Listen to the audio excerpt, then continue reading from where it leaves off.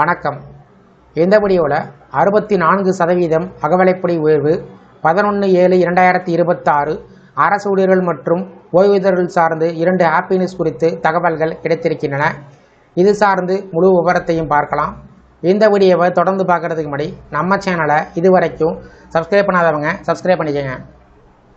மத்திய அரசு ஊழியர்கள் தற்போது அதிக எதிர்பார்ப்புடன் காத்திருப்பது அடுத்த அகவிலைப்படி எப்போது வரும் என்பதற்காக தான். குறிப்பாக 2026 ஜூலை மாதம் முதல் அமலுக்கு வர வேண்டிய டிஏ உயர்வு எவ்வளவு இருக்கும் என்ற கேள்வி எழுந்துள்ளது.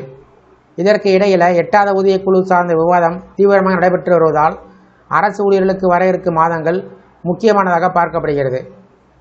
இந்த ஆண்டின் தொடக்கத்தில் மத்திய அரசு அகவிலைப்படி மற்றும் அகவிலை நிவாரணத்தில் 2% உயர்வை அறிவித்தது. ஜனவரி 2026 முதல் இந்த உயர்வு அமலுக்கு வந்தது. இதன் மூலம் மொத்த டிஏ 58%லிருந்து 60% உயர்ந்தது. இந்த உயர்வு அரசு ஊழியர்களின் சம்பளத்திலும் ஓய்வூதியர்களின் வருமானத்திலும் கணிசமான மாற்றத்தை ஏற்படுத்தியது.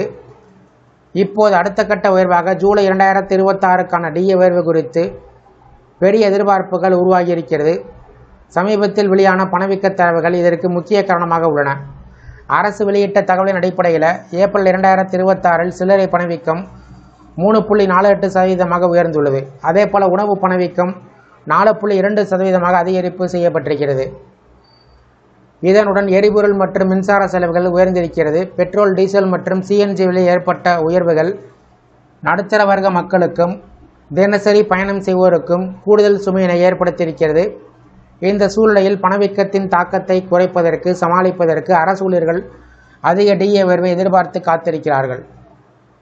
அகவிலைப்படி என்பது பணவீக்கம் காரணமாக ஏற்படக்கூடிய வாழ்க்கை செலவின் தாக்கத்தை குறைக்க அரசு வழங்கும் கூடுதல் தொகை. இது ஊழியர்களின் அடிப்படை சம்பளத்தின் 1% கணக்கிடப்படுகிறது. இதனால் அடிப்படை சம்பளம் அதிகமாக உள்ளோருக்கு அதிகமான டிஏ கிடைக்கும்.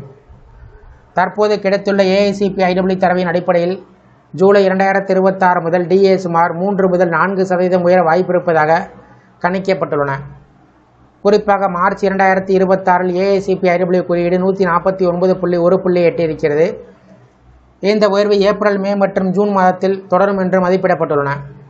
கடந்த 12 மாத சராசரி AICPE குறியீட்டை வைத்து கணக்கிட்டால் டிஏ உயர்வு சுமார் 3.61% இருக்கும் என்று கூறப்படுகிறது. அரசு வழக்கமாக முழு எண்ணாக அறிவிப்பதால் இது 4% உயர்த்தப்படும் வாய்ப்புகள் உள்ளன.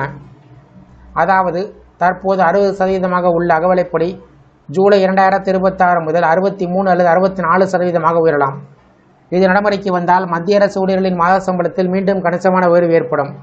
இந்த டிஏ உயர்வு 7வது ஊதியக்குழுவின் பரிந்துரையின் அடிப்படையில் கணக்கிடப்படுவது குறிப்பிடத்தக்கது.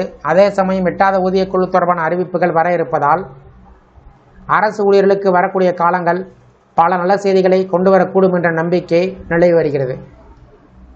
இந்த அகவிலைப்படி உயர்வு மற்றும் டிஏ அறைய தொகை வழங்கப்படுவது சார்ந்து உங்களுடைய கருத்துக்களை கமெண்ட் செக்ஷனில் பதிவு பண்ணுங்கள். இந்த வீடியோ பிடிச்சிருந்ததுன்னா வீடியோக்கு ஒரு லைக் பண்ணுங்கள். இந்த வீடியோவை உங்களுடைய நண்பர்கள் மற்றும் உறவினர்களுக்கும் ஷேர் பண்ணுங்கள். நன்றி.